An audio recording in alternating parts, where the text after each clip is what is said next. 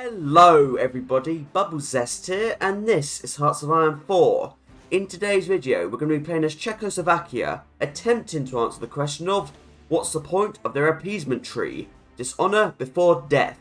So, let's do strategic decisions, go up to speed 5, and begin. Next up, German appeasement. An opinion modifier and political power. Well, at least I'll take the political power. Now, we must deliver the Sudetenland.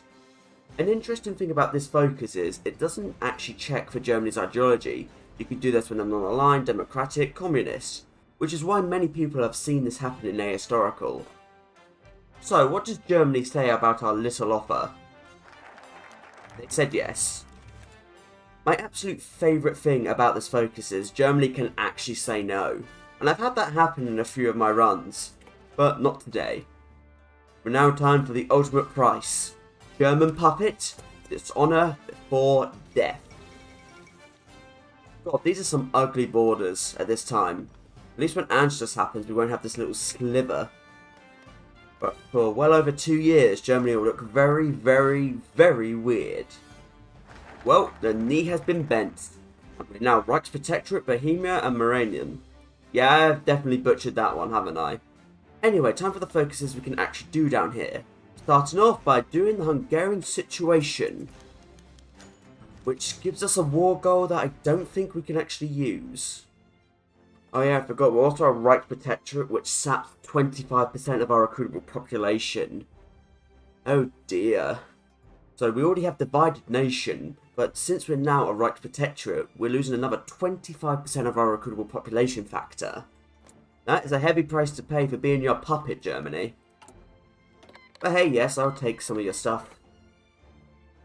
So, can we use our war goal? No surprise we can't. So the only other thing we can do is the Polish question, which is an event that Germany gets by the Polish situation. Very confusing, isn't it? I love that Germany's reaction to our war goal on Hungary as if we can actually use it. Don't worry, Germany, you can go home, you don't need to attrition, but they're gonna do it anyway. So, Germany, what do you say to our really interesting proposal? Excellent. Now, Germany has a war goal. So do we, but we can't use it. So we'll have to wait for Germany to get into gear. In the meanwhile, may as well do German technology. It's the exact same focus that Italy has, but I like this focus. It's solid, nothing to complain about. And Germany has declared. Right, let's get in there. Funny thing is, Germany's actually quite weak at this time. They only have 46 divisions. So this might take a good moment or two. But we'll help as much as we can.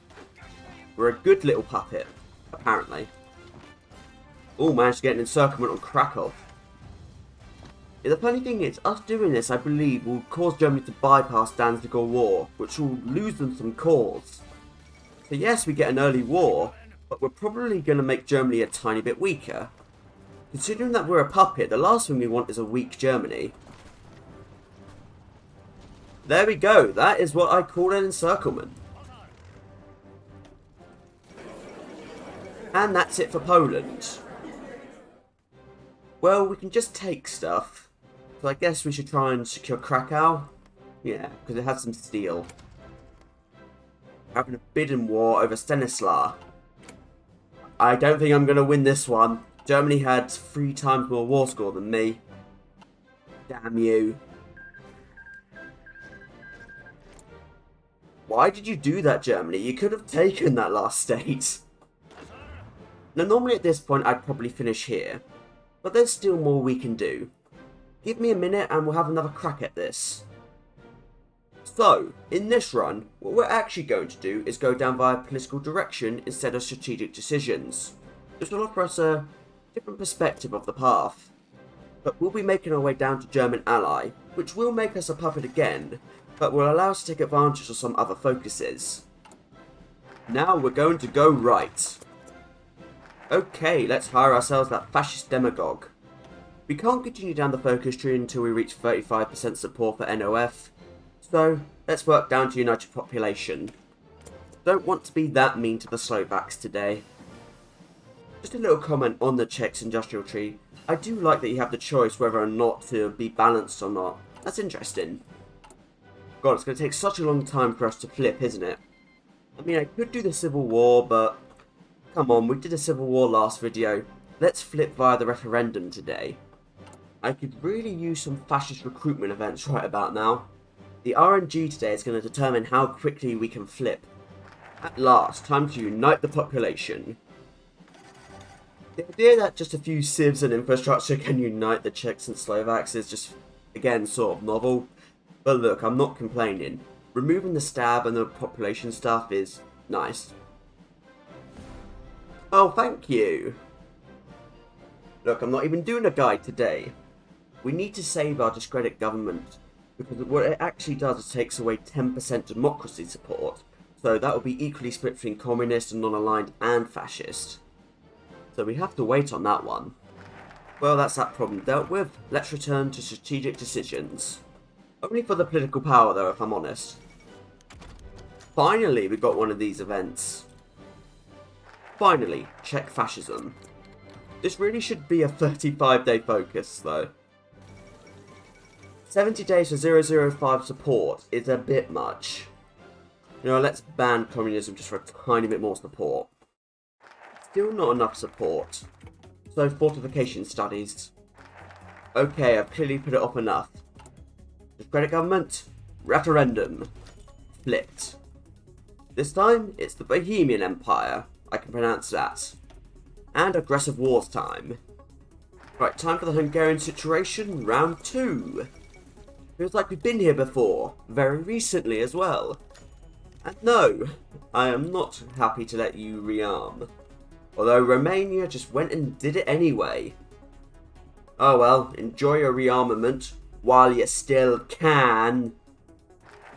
I have a large army, I have good intelligence. Oh, this is going to be easy.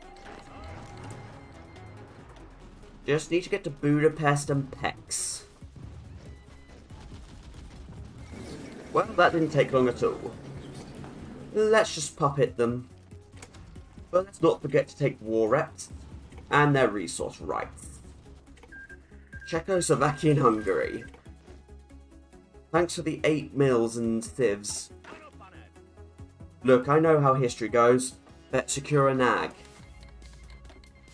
Well, now we have the choice between Czech consolidation and national fascism. Well, since we actually did get rid of divided population, we may as well go for national fascism. And look, I like more DRR anyway. Here's the problem with Czech consolidation. It only lasts for like 3-4 years. So you have this little civil war for a tiny buff that doesn't last forever. I get where it's coming from though. It allows you to remove divided population without going down this whole tree. You can actually do the Czech industry if you want. What does get my attention though is the fact that this focus is 105 days long. That is pretty funny. There aren't many focuses like that. I mean, Czechoslovakia is full of unique little focuses, aren't they? Like Beacon of Liberty is the only 14-day focus in the game. Clearly when they were making this for Death or Dishonor, they were having a bit of fun. All I can say to that Germany is 1v1 me. I mean, I could also have just joined the Axis if I really wanted to keep myself safe. But live dangerously, you know? Live dangerously. And in any case, if I was in the Axis, I couldn't actually do German ally. So at some point, something like this would have had to have happened. And once again, bend the knee time. But hey, at least this one apparently gives us license bonuses. Even though when we were a puppet last time, we could get pretty much anything for free anyway. And considering that Germany kind of dislikes us right now, something tells me they'll not be giving us any licenses for anything anytime soon. And here we go again. But this time we are just German Czechoslovakia. Time for the Polish question again, I think. If we did that while we were fully independent, we could have actually used the war goal. And would have been even better if we had actually joined Germany beforehand. A good benefit to German allies is the fact that we're actually only a satellite. We don't have any of the manpower problems, and if we were actually in a good situation, we could literally funnel everything we have into Germany to become free. But Now's not the time for that. Oh, that's annoying. Us becoming a puppet made us lose our puppet on Hungary. They're free again. That's a shame, but I guess I should have seen that one coming.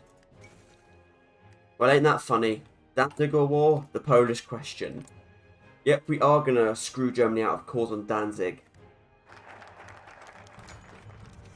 Well, are we doing this or not?